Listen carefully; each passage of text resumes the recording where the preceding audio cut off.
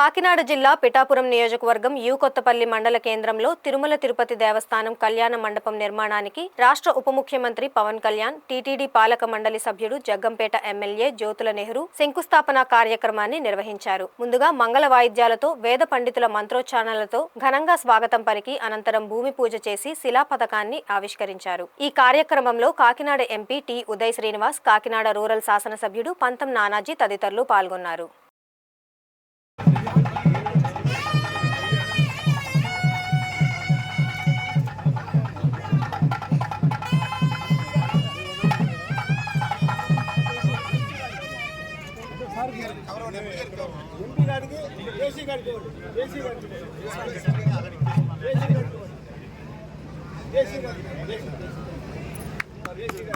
ఓం Shatamanam అక్షంతలేవి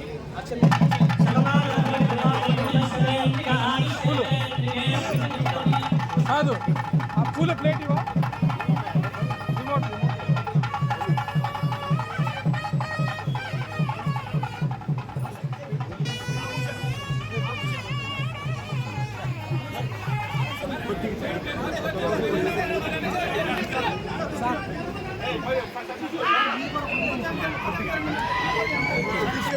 okay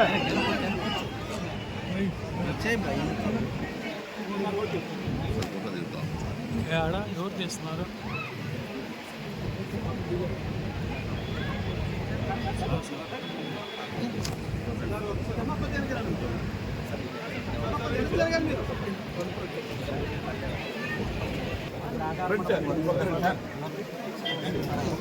మా nursing బీషప్ మా కొంచెం వెనక్కి రండి, మా దయచేసి మర్రెడ్డి గారి కొద్దిగా వెనక్కి కొంచెం.